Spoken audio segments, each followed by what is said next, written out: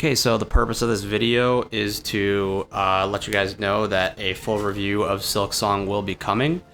And the purpose of here is to simply express a few early thoughts I have with the game, things I like, things I dislike, and, you know, just kind of mention a few things I've had on my mind. So let's get into it. So the first thing I think, about the game, the thing that I love about the game, I would say, is that the movement is amazing. I love that precise feeling of nailing the movement of a platformer that requires precision, and it requires you to, it requires you to spend some time with the character and really learn their ins and outs. And Hornet absolutely is that. Hornet is a character that requires you to grasp her, her different downward aerial attack that she has from the Knight and Hollow Knight, to be able to platform around. And like, if you can't tell from the footage, you really can just start slinging yourself around in Hollow Knight in a way that I think that, the best Metroidvanias and the best 2D action games allow you to do. And in Hollow Knight, Silksong, you can absolutely do that. That's my favorite part. The movement is just, it's what I like to call schmovement. And that's funny because anybody who's heard that word knows I did not make that up, but this game has the schmovement. It definitely does. So to put it simply, yeah, it's one of my favorite parts of the game. And I don't want to, I can't go too long on about it because there's other things I want to talk about, but it's great. It's just great. And so let's get into the next thing, which I want to talk about, which is the art of the game. I think the art of Silksong is vibrant and beautiful.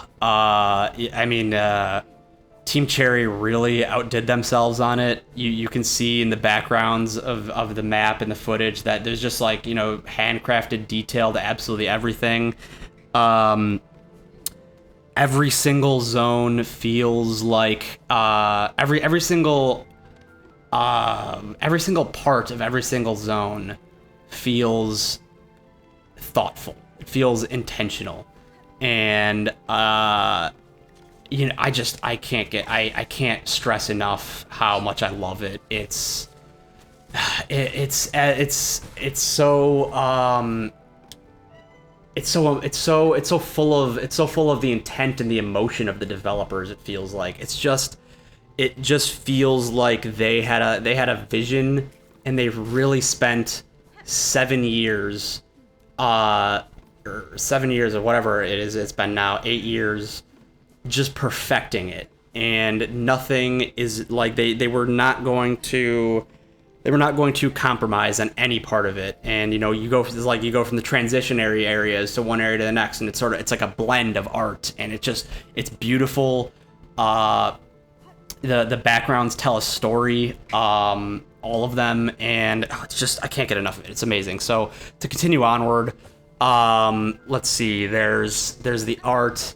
Next thing, so those, I think that, like, I don't really think that, so I think that if I were to answer, like, would I recommend this game, the answer is yes. It's just a hard yes. And that's because the next thing I want to talk about is the difficulty, and how I really like the difficulty. It's not something that is too hard, and I'm gonna get into that. If you ever played, if you played the DLC at release for Elden Ring, and you fought Promised Consort Radahn, that is magnitudes of difficulty harder than anything I've encountered in Silksong so far. And I've seen lots of complaints about, specifically things that I have encountered. So I really don't think it's that hard, guys. I think that this is a game I feel comfortable recommending to most anyone, in terms of whether or not, like, it has, ease of access, and you can play it regardless of how hardcore of a gamer you are, if you're a real gamer or not. I mean, it's just like, it's overblown, the difficulty, guys. It's not that hard. So far, at least. I mean, I just beat the first boss of the third act, and I saw I saw lots of complaints about him, or I beat the final boss of the first act, excuse me, is what I meant, and I saw lots of complaints about him, and he really, he was challenging but fair, and I think that means a lot coming from me. It's easy to frustrate me, and so like this game, like the fact that I'm having a lot of fun with it and reveling in the challenge as it goes, and not really ever really finding myself super frustrated and at a wall at any point is I think it says a lot. I think it says a lot about the game, honestly. So that's the stuff I like.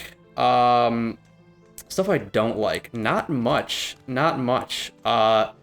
fact, I think that like perhaps I was a little bit disappointed with how overhyped the difficulty was. I mean, and that's not Team Cherry's fault or the game's fault. I think that I didn't actually get to start playing the game because I was doing work on a video up to that point until maybe a week ago, and like I'm taking my absolute sweet time with it, going through the map and trying to 100% everything. Although I don't really necessarily think I'm playing for a completionist's sake, I am trying to find everything I possibly can, keeping track of every loose end on the map I run into and coming back to it when I have the necessary upgrade. And just doing that, the game is not that hard, man. It's like, I saw so much anger and just like hatred directed at Team Cherry over like difficulty for the sake of difficulty conversations and stuff like that, and it's just not true in my experience. Don't take my word for it, play the game. It's a great Metroidvania, and it feels just as difficult as you'd expect Hollow Knight sequel to be. It's perhaps a little bit more precise, like I was saying, with the controls, and that's it by design. I think Hornet as a character is intended to feel like she requires a bit more mastery over the controls than the Knight did in Silksong, and that's totally okay. It's totally okay. Hornet's a different character. Hornet's a different character, and that's how it can be like that. It's like, I mean, to put it simply, I mean, it's the same thing as playing any other character in any other action game where they have a different moveset. I mean, it's going to feel different. They're going to perhaps suit you differently than the other character did, depending on who you are, and that's totally normal.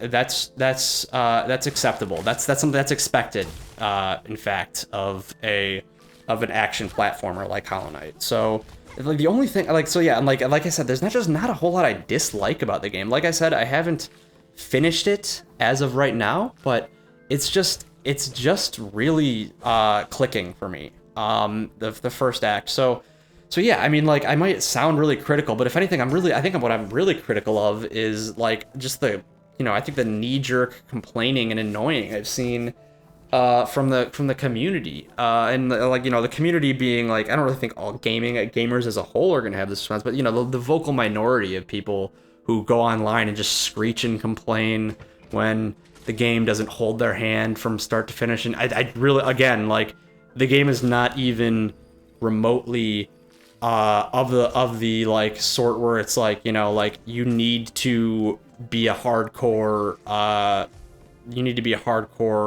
gamer to like do the basic things in the game and just seemingly get from one point to another. I don't think I'm that crazy good, and I'm really not finding it that difficult, guys. Yeah, I mean, I talked a lot about the difficulty now. I don't really think I have a whole lot more I want to say about it other than, like, try the game for yourself.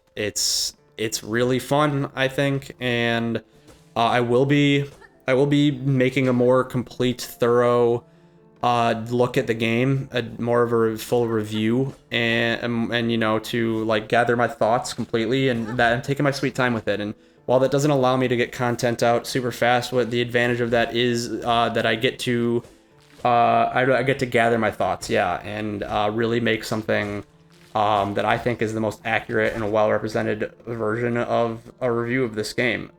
So, and because I think it deserves it. I'm having a lot of fun with it. So, that being said, keep your eye out for that, and you know, yeah, try the game for yourself. I think it's great. So, see you in the next video. Like and subscribe. Bye bye.